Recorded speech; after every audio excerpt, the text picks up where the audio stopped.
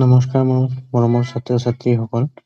আজি আমি পঢ়িম অসম জাতীয় বিদ্যালয়ৰ 7ম শ্ৰেণীৰ ইংলিছৰ 8 নম্বৰ অধ্যায় এণ্টাৰ্কটিকা।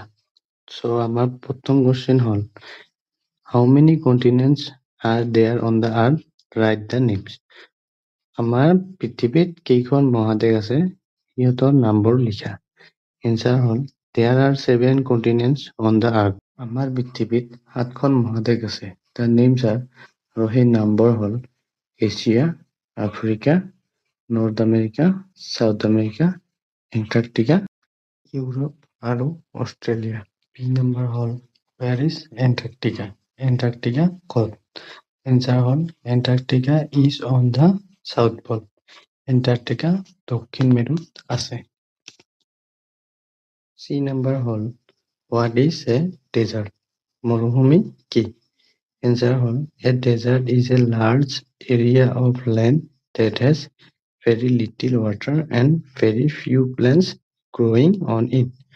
মৰুভূমি হ'ল এখন বৃহৎ ভূমিৰ ঠাই য'ত অতি কম পৰিমাণে পানী আৰু গছ-গছনি পোৱা যায়। ডি নম্বৰ হ'ল What are the most famous inhabitants of Antarctica? এণ্টাৰ্কটিকাৰ আটাইতকৈ বিখ্যাত বাসিন্দা কি?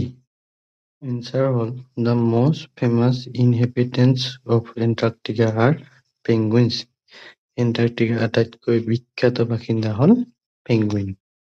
ই নম্বৰ হ'ল আমাৰ What is precipitation? বৰষুণ মানে কি? এনসাৰ হ'ল Any type of raindrops, whether liquid or solid, that falls from the atmosphere and touches the earth's surface is referred to as precipitation. মানে বায়ুমণ্ডলৰ পৰা পৰি পৃথিৱীৰ ভূপৃষ্ঠত সংস্পৰ্শ কৰা যিকোনো ধৰণৰ পানীৰ টোপাল ঘটাই হওক বা জুলিয়াই হওক সেয়া হৈছে বৰষুণ। এফ নম্বৰ হ'ল আমাৰ What is the largest hot desert of the world? পৃথিৱীৰ মৰুভূমিৰ আটাইতকৈ ডাঙৰ উষ্ণ মৰুভূমি কি? এনসাৰ হ'ল Sahara is the largest hot desert of the world. Sahara হৈছে পৃথিৱীৰ সৰ্ববৃহৎ উষ্ণ মৰুভূমি। 2 নম্বৰ হৈছে Write about the Antarctic Treaty. Antarctic সন্ধিৰ বিষয়ে লিখা। এনসাৰ হ'ল Antarctic is such a continent that does not have any administrative unit. Antarctica এনে এখন মহাদেশ য'ত কোনো প্ৰশাসনিক একক নাই। Various countries have claimed part of Antarctica, but these claims are not always recognized by other countries. বিভিন্ন দেশে এণ্টাৰ্কটিকাৰ কিছু অংশ দাবী কৰিছে যদিও এই দাবীসমূহ সদায় আন দেশসমূহে স্বীকৃতি নিদিয়ে। Antarctica is protected by the Antarctic Treaty. এণ্টাৰ্কটিকাখন এণ্টাৰ্কটিক ট্ৰিটিৰ দ্বাৰা বা সন্ধিৰ দ্বাৰা সুৰক্ষিত। 3 নম্বৰ হ'ল Arrange the order of the following words as you can find them in dictionary.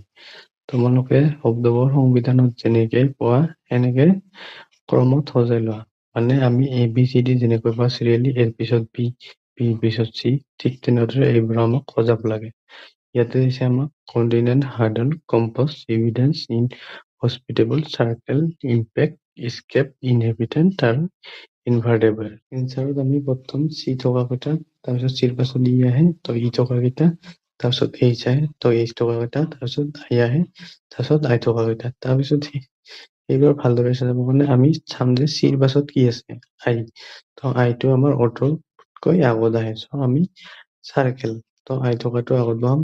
তাৰপিছত দ্বিতীয় আৰু তৃতীয় নম্বৰটো দেখা পালো যে আমি দুটাতে চিঅ আছে, তেনেহ'লে আমি তাৰ থাৰ্ড নম্বৰ লেটাৰটো চাম, এম আৰু এন আছে, তো আমাৰ এমটো আগত আহিব, তো আমি এম থকাটো আগত বহাম। ঠিক এনেদৰে গোটেইখিনি আমি এটাৰ পিছত এটা সজাই ল'ম। 4 নম্বৰ হ'ল ইয়াত আমাক দিয়া আছে যে লেফ্টৰ চাইডেও শব্দটো দিয়া আছে আৰু ৰাইটৰ চাইডে সেই শব্দটোৰ কি অৰ্থ হয় সেইটো দিয়া আছে।